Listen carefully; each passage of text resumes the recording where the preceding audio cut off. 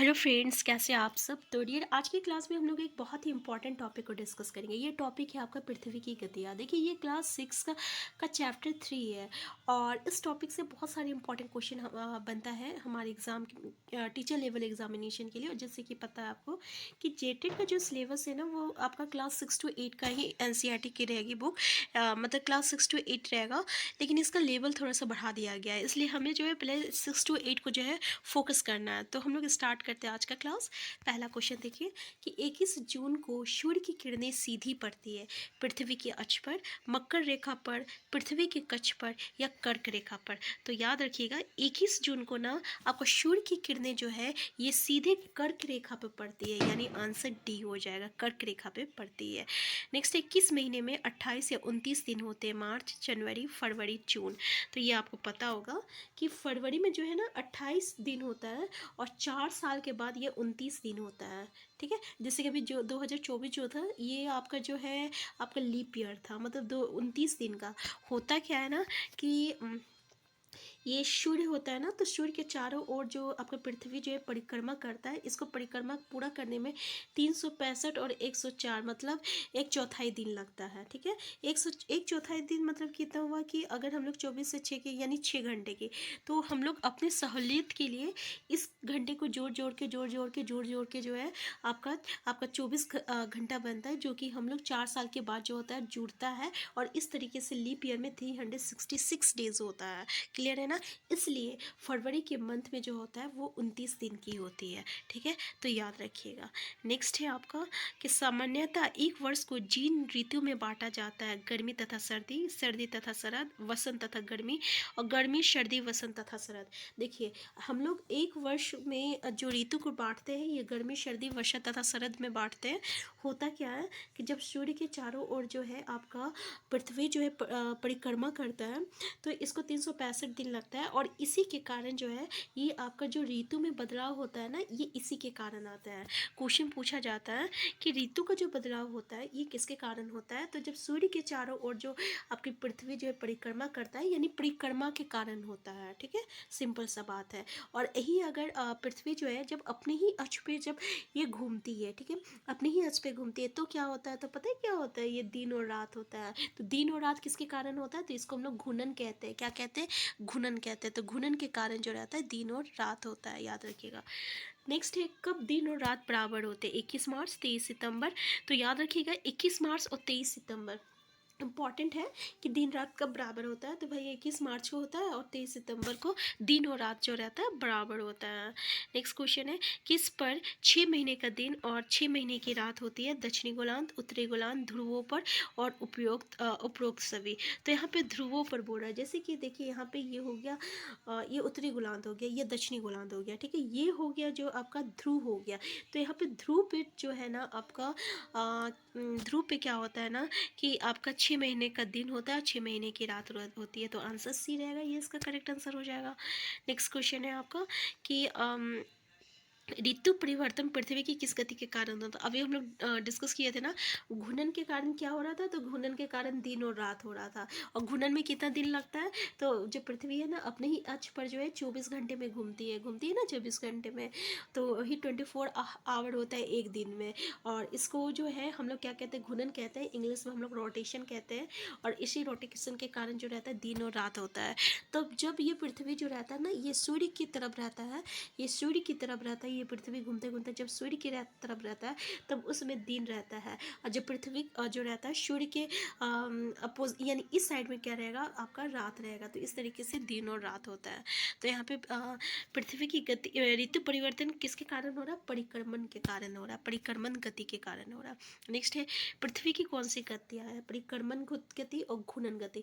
अगर हम लोग देखें तो आंसर सी हो जाएगा, क्योंकि पृथ्वी जो है ना ये अपने अक्ष पे भी घूमती है, जिसको हम लोग क्या कहते हैं? घूर्णन कहते हैं। इंग्लिश में इसको हम लोग रोटेशन कहते हैं, रोटेशन कहते हैं। और परिक्रमण क्या हो गया? तो परिक्रमण जब सूर्य के चारों ओर जो है पृथ्वी घूमती है तो इसको हम लोग परिक्रमण कहते हैं। इसको इंग्लिश में हम लोग क्या कहते हैं? रिवॉल्यूशन कहते हैं। तो ये दोनों जो है ना, दोनों क्या हो जाता है? पृथ्वी की गतियाँ हो जाती है। नेक्स्ट क्वेश्चन है आपका पृथ्वी अपने कक्षा में घूमते हुए सूर्य के चारों ओर एक चक्कर दिन कितने दिन में पूरा करती है। अभी हम बताए थे कि 365 और एक चौथाई दिन लगता है, और इसी को जो है हम लोग ऐड नहीं करते, ये वाला चीज़ को अपने सहूलियत के लिए ऐड नहीं करते, लेकिन इसी चीज़ को जोड़ते जोड़ते जोड़ते जोड़ते एक दिन बढ़ जाता है, जो कि 4 साल के बाद आता है, और इसलिए उसको हम लोग क्या कहते हैं 366 दिन का होता है वो। तो आंसर ये हो जाएगा इसमें। नेक्स्ट है पृथ्वी अपने कक्ष पर कितने घंटों में घूमती है। 24, 23, 24 और आपका देखिए यहाँ पे हम थोड़ा सा 6 मिनट का एक थोड़ा सा एक ये हो गया एक चौथाई दिन। यहाँ पे देखिए 365 और एक चौथाई दिन, ठीक है। नेक्स्ट है आपका पृथ्वी अपने कक्ष पर कितने घंटों में घूमती है। 24, 23, 24 घंटे पे ये घूमती है, ठीक है। आंसर सी हो जाएगा। नेक्स्ट है जब पृथ्वी पर दिन और रात बराबर होते हैं तो उसे क्या कहते हैं। विषुव, उत्तरी अयांत, दक्षिणी अयांत, उपयोग सभी। तो याद रखिएगा जब दिन और रात जो रहता है बराबर रहता है तो उसको हम लोग क्या कहते हैं, इसको हम लोग विषुव कहते हैं। नेक्स्ट है किस गति के कारण दिन रात बनते हैं। बताए थे ना, घूर्णन गति के कारण दिन रात कहते हैं। घूर्णन किसको कहते हैं, तब जब पृथ्वी अपने ही अक्ष पर घूमता है तो उसको हम लोग घूर्णन कहते हैं। इसमें कितना दिन लगता है, तो कितने घंटे लगते हैं, 24 घंटे लगते हैं। परिक्रमण गति क्या होता है, तो परिक्रमण गति होता है जब सूर्य के चारों ओर पृथ्वी घूमती है तो उसको परिक्रमण कहते हैं। तो इसमें कितना लगता है, 365 और एक चौथाई दिन लगता है, ठीक है ना। तो इसको परिक्रमण गति कहते हैं, ठीक है। इसको इंग्लिश में रोटेशन कहते हैं और इसको इंग्लिश में जो है रिवॉल्यूशन कहते हैं। तो किस गति के कारण दिन रात होता है, तो याद रखिएगा घूर्णन गति के कारण होता है, मतलब रोटेशन के कारण।